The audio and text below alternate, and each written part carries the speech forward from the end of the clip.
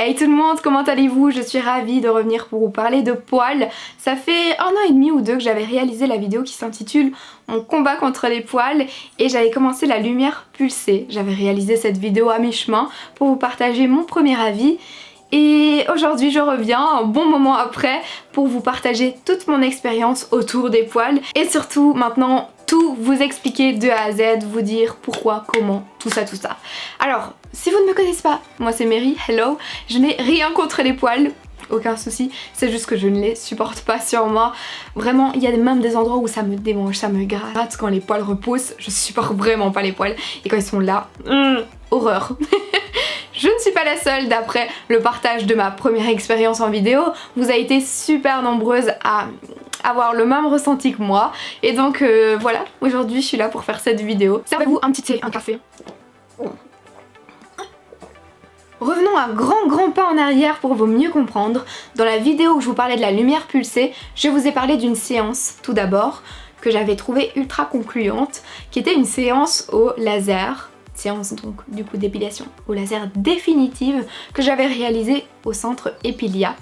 À l'époque en fait j'étais encore étudiante quand j'ai testé cette séance et donc ce n'était pas dans mes priorités en termes de budget et c'était pas non plus super facile au niveau des moyens de locomotion, c'était pas du tout un centre près de chez moi et bon quand j'étais étudiante j'avais pas cette possibilité de voyager comme ça.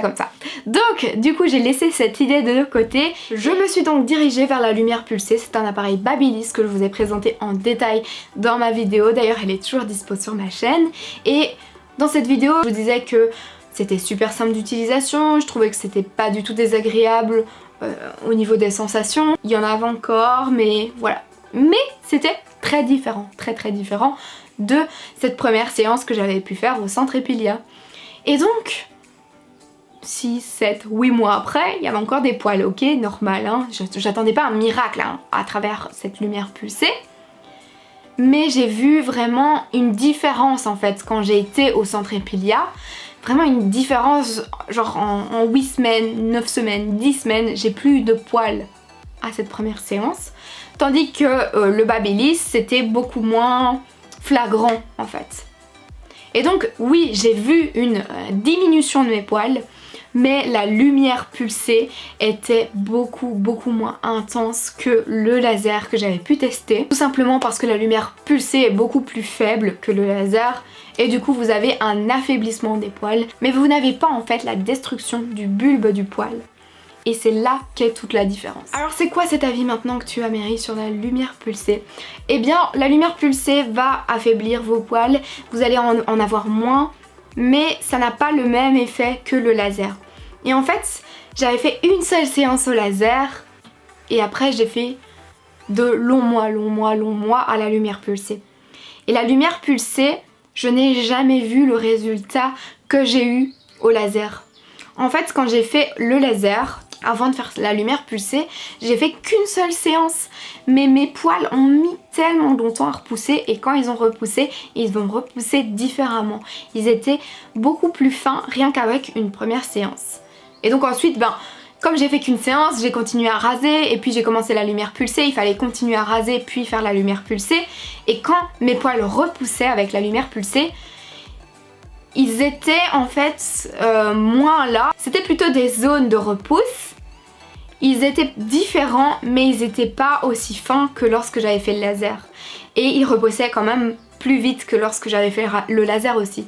Et du coup c'est grâce à cette comparaison sur du long terme avec la lumière pulsée et sur du très court terme avec le laser que je me suis dit qu'il y avait une énorme différence et qu'il fallait peut-être tester le laser. Après la situation a changé et puis il y a un centre qui est ouvert un peu plus près de chez moi et dans une ville surtout que je préfère, c'est à Mons et donc j'ai décidé d'aller vers ce centre. J'ai commencé l'épilation au centre Epilia plus ou moins en juin 2019, donc ça ne fait pas encore 1 an. Et j'ai partagé cette expérience tout au long de mes séances à travers mon Instagram. Donc n'hésitez pas à me rejoindre, il y a même une story à la une où vous pouvez revoir en fait mes débuts. J'ai réalisé du coup une petite FAQ pour vous laisser vous poser vos questions parce que je ne savais pas quelles questions vous pouviez avoir en fait à travers cette expérience. Et la question qui est majoritairement revenue c'est: est-ce que c'est vraiment définitif? Qu'est-ce que tu en penses? Quel est ton avis en fait par rapport à ça? Alors, vos poils vont majoritairement disparaître. C'est déjà le cas dans certaines zones ici pour moi, mais il faut savoir qu'il y aura encore quelques poils, c'est normal, hein. C'est pas 100% disparu. Il y aura des poils qui vont rester, qui seront beaucoup plus fins. Il y aura d'autres poils qui seront encore là, mais qui seront blonds alors que vous êtes brune. Mais ce sera léger quoi, hein. Vous allez plus avoir vos poils comme avant, surtout si vous aviez une pilosité importante. J'ai commencé tout d'abord par le duvet de la lèvre supérieure, les aisselles et ici en fin 2019 j'ai commencé les demi-jambes. Il y a une note super importante et à ne pas négliger qu'il faut savoir en tant que femme, c'est que nous avons des changements hormonaux à travers tous nos cycles. Ça peut être une grossesse, ça peut être la ménopause, mais ça peut être plein d'autres choses aussi. Et ces changements hormonaux provoquent parfois la réapparition de poils, même si vous aviez fait l'épilation au laser définitive. Donc c'est vraiment important à savoir que ça peut arriver en fait. Simplement. J'ai pris mon petit carnet pour répondre à vos questions et une question qui est revenue énormément, c'est combien de séances il faut absolument. Vous voulez vraiment savoir ça, mais sachez que c'est impossible de prédire le nombre de séances dont vous avez besoin, même si la personne qui va faire votre séance vous voit avant. C'est impossible de le prédire. Tout simplement parce que ça dépend de plein de choses, il y a plein de facteurs. Ça dépend de votre sexe, ça dépend de votre âge, de votre type de poils, mais aussi de votre type de peau, si vous avez une peau plus blanche, plus mate, etc.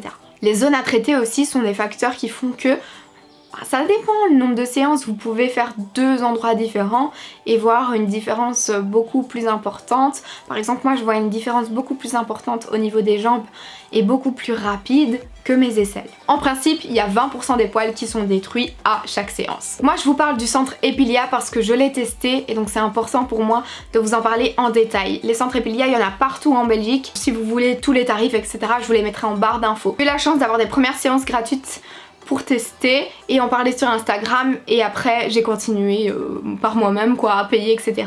Tout simplement parce que j'ai vu que c'était de la bombe. Alors comment ça se passe? La première séance d'information est gratuite, sachez-le, donc il suffit de prendre rendez-vous et vous allez vous parler en fait simplement. Et c'est important de dire tout. Si vous avez déjà eu des problèmes dermatologiques, si vous prenez des médicaments, si vous avez certaines craintes, vous pouvez en parler à la personne qui est là, vous passez un moment pour discuter et avoir plus d'infos. Mais sinon, en termes de séance, comment ça se passe habituellement? Eh bien, vous vous asseyez sur une petite table tranquille quand vous arrivez et en fait vous discutez simplement avec la personne qui va faire votre séance de comment ça s'est passé.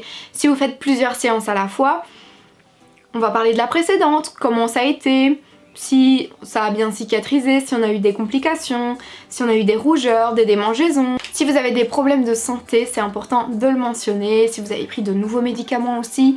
Bref, il y a un sacré suivi pour être sûr qu'il n'y ait aucun conflit avec le laser. On me demande ensuite comment est-ce qu'il faut arriver, c'est quand même une question assez importante. Vous ne pouvez pas vous exposer au soleil ou faire du bain solaire entre 4 et 6 semaines précédant votre séance. Ensuite il faut savoir qu'il ne faut pas arriver non plus avec des poils décolorés ou épilés, mais il faut par contre raser les poils de toutes les zones sauf le visage. Attention hein, ne faites pas ça surtout. Mais donc vous devez raser les poils, les aisselles, les jambes etc. 1 ou 2 jours avant votre séance. Ensuite comment ça se passe au niveau de la séance en elle-même? Vous avez des lunettes de protection pour le laser. Et ça se passe normal. En termes de durée, ça dépend. Par exemple, le duvet, ça prend 5 minutes. Les aisselles, ça prend 15 minutes. Mes demi-jambes, c'est plus ou moins 50 minutes. Mais après, en termes de douleur, vous me demandez souvent ça fait quoi? Mais je suis pas douillette en fait comme fille. Et dernièrement, au niveau des jambes, j'ai failli m'endormir pendant les séances. Tellement ça ne me fait rien en fait. Il y a des zones un peu plus douloureuses comme le bas au niveau des chevilles, mais sinon ça va quoi. Alors vous avez des petites rougeurs sur le cou, c'est tout à fait normal. Et après juste quand c'est fini, on vous met une petite crème hydratante, no soucis. Une fois que c'est fait, il est important de savoir que vous ne pouvez pas vous exposer au soleil tout de suite. Vous devez attendre au moins une semaine avant de vous exposer. Et ensuite mettre de l'écran total si vous attendez 5 jours seulement. N'hésitez pas à mettre des bonnes couches d'écran total pour être sûr d'éviter les conneries. Ensuite, il y a aussi une chose importante à savoir, c'est qu'il faut absolument hydrater tous les jours les zones que vous avez épilées au laser. C'est super important de s'hydrater tous les jours, bien masser, même les aisselles, les endroits un peu chelous comme ça. Vous hydratez. Et au bout de 3-4 jours que vous avez réalisé la première séance, c'est important de faire un bon gommage. Alors est-ce que j'utilise encore mon appareil de lumière pulsée? Oui, pour le maillot. Pourquoi? Tout simplement parce que je suis quelqu'un d'ultra pudique et que c'est pas une zone que j'ai envie de faire épiler en fait par quelqu'un d'autre que par moi-même. Et ok, les poils se repoussent plus lentement, plus fins, mais il y en a encore quoi. En termes de bilan pour mon épilation laser au centre Epilia, ça y est, on y va. Au niveau des aisselles, j'ai des poils qui repoussent en duvet clairement et qui sont beaucoup plus clairs. Et moins abondants. C'est par zone en fait qu'ils repoussent. Je crois que je suis à la 5e ou 6e séance au niveau des aisselles, si je dis pas de bêtises. Au niveau de ma lèvre supérieure, important c'est que ça ne repousse pas aussi vite. Genre parfois il faut 12-14 semaines pour voir des nouveaux poils et c'est... Enfin, il n'y a plus autant de poils qu'avant quoi. J'ai 2-3 poils par-ci par-là. Et les jambes, c'est la grande surprise, mais j'ai fait que 3 séances et la repousse est quasi nulle. J'ai peut-être 2-3 poils, mais c'est juste derrière là un peu.